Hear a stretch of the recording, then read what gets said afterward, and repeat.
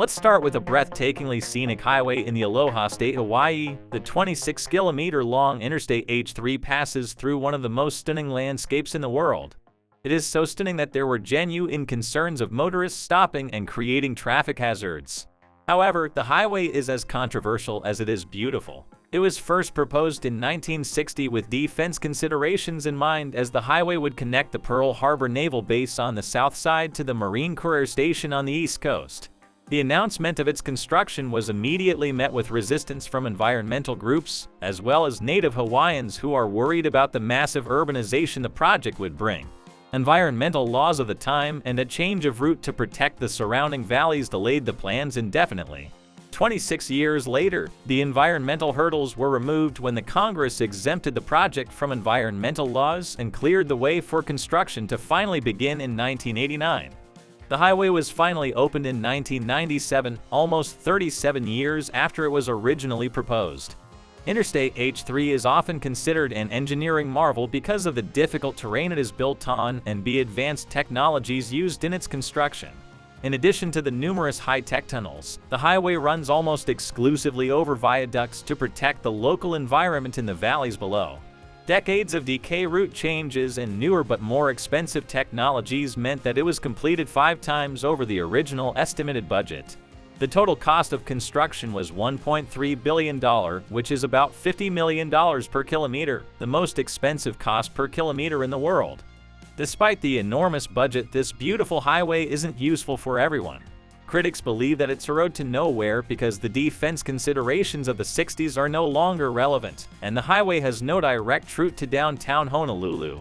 Then there's the case of native Hawaiians, a majority of whom refuse to use the H3 to this day. They consider it to be cursed, as many religiously significant cultural sites were destroyed during its completion. The Interstate H3 highway is certainly an achievement as far as megaprojects go. However, for certain native groups, it remains useless. Although it is one of the most useless megaprojects in the world, at least it isn't completely abandoned, like the next project on our list. Number 4. Spain is one of the prime travel destinations in Europe, and that was a key consideration when the idea for the Ciudad Real Central Airport was conceived. It was tipped to be the go-to destination for holiday travelers within Spain as well as international visitors. The vision for this new airport was to make it an alternative to the already heavily overcrowded main airport in Madrid. The new airport had one of the top 5 longest runways in Europe and can serve 2 million passengers a year. That's a relatively low number compared to Madrid's 70 million passenger capacity. However, expansion plans were already in motion to boost the capacity up to 10 million annually.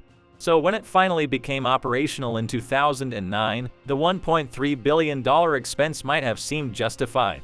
However, all these plans came to a grinding halt in 2012 when the company behind the project filed for bankruptcy. The problems began with the location of the project. While it was called the Central Airport, it wasn't central in any way, as it was located 200 kilometers away from Madrid. This compounded problems, as most of the passengers avoided traveling for hours to get to the remote location, and most big airlines preferred to carry out flight operations from the capital. So within the first year of opening, the newly built airport was reduced to a single small-time airline. With no major airlines to attract passengers, the airport had accumulated a $350 million debt by 2012. And surprisingly, it went into receivership and was put up for auction in 2013. The airport was even popularized as an abandoned location by the hit British TV show Top Gear in 2014. After multiple auctions fell through, including an outrageous $12,000 offer, the airport was finally sold to new owners in 2019. This billion-dollar megaproject remains effectively useless for passengers, is why we included it on the list of most useless megaprojects in the world. Number 3. Third on the list of the most useless projects in the world isn't just a remote airport. It's the capital of Myanmar, a new capital that was built from scratch. Myanmar's former military leadership started building a new capital in secret in 2002.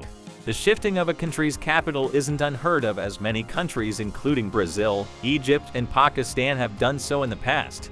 In November 2005, Myanmar's leader announced his decision to the public, but he kept the name of a new capital a secret. It was 4 months later when he finally revealed the name Naypyidaw, which literally means the king's residence. The reason for this sudden shift of capital wasn't clear. Some speculated that the military leadership was fearful of an attack from the sea, while others thought it was shifted on the advice of astrologers. The new project was built swiftly, and to this date, the successive governments have poured $4 billion into the city. Naypyidaw seemingly has everything to attract visitors: a 20-lane highway, over 100 luxury hotels divided into 3 hotel districts, golf courses, museums, and even a 99-meter tall replica of a landmark originally situated in Yangon. But there's one essential component that remains missing: the population. This new capital is home to less than 1 million residents, most of which reside in the suburbs that were present even before the city became the capital. But why does no one want to live there? A lingering gap in health facilities, lack of quality educational institutes, and economic opportunities mean that most of the population is reluctant to make the city a permanent home. So the city often paints the picture of a deserted place and is often referred to as a ghost town. The incredible 20-lane highway is practically empty. Traffic congestion is unheard of, and at times, a single automobile is caught drifting along the tremendous road. It may have a future, but to date, it is one of the most useless megaprojects in the world. Number 2. We talked of an apparent ghost city, and next on our list is a green futuristic smart city that would rise from reclaimed land on 4 artificial islands and will be built around an artificial forest ecosystem. Forest City's location makes it an appealing bet for investors who are aiming to profit from its proximity to the independent city-state of Singapore. Singapore has the world's second busiest port and a thriving economy. The city will be powered exclusively with renewable energy and will be completed by 2035 at a cost of $100 billion. One of the 4 proposed islands is close to completion with 50 apartment buildings, golf courses, swimming pools, and beaches on board. However, it's not all smooth sailing for this highly ambitious project. A multitude of economic and political hurdles are already hindering its progress. The project is being funded mainly through China, and Chinese residents virtually had a free pass to the city in the first few years of its construction. As a consequence, wealthy Chinese investors who couldn't afford the soaring prices of apartments in their own country rushed to Forest City. By 2019, 80% of the property owners were Chinese. Even the street signs were in Mandarin, and the few schools that opened in the area were offering Mandarin courses. The native Malaysians simply can't afford to buy these apartments, as property prices are set with only the Chinese markets in mind. This influx of Chinese investors caused a public outcry, with opponents of the project calling it a new form of colonialism. So after a change of leadership, the returning Prime Minister Mahathir Mohamad banned foreigners from owning property in the Forest City.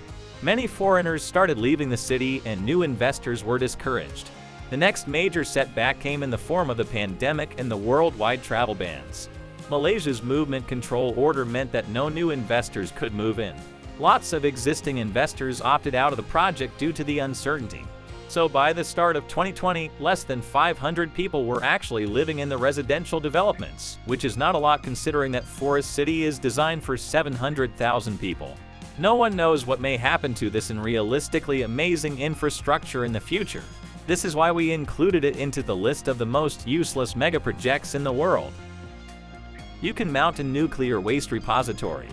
We'll conclude this list with a megaproject that was planned in view of a sensitive global issue.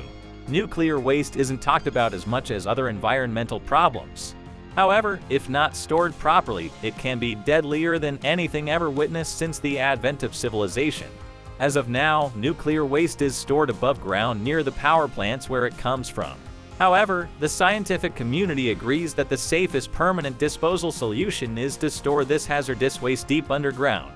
In the 1980s, US authorities set about finding a permanent solution to this growing waste problem. In 1987, Yucca Mountain in Nevada was identified as the best available option. It was close to the USA's most used nuclear testing site and was away from any population centers. The plan was to deposit the waste from all over the country in a tunnel complex about 300 meters under Yucca Mountain. In addition to the isolated location, Yucca Mountain is made up of volcanic ash formed millions of years ago. It allows the Yucca Mountain to absorb any radioactive waste without crumbling or cracking. Yucca Mountain seemed like a great location for a repository on paper, but Nevadans were having none of it. The United States has over 100 operational and closed nuclear reactor sites in 34 states, but none of them were in Nevada. So the congressional representatives and the general public vigorously opposed the idea of being the only nuclear dumping site in the whole country. Furthermore, question marks were raised over the official hydrological and geological surveys of the Yucca Mountain. Opponents believed that the site was unsuitable for repository as it runs the risk of contaminating a nearby water source. The water source flows into a Margosa Valley and is used by Native Americans who have lived in the area for centuries. Despite the opposition, the project won approval in 2002 and the Department of Energy resumed construction. However, Nevada's opposition only grew stronger.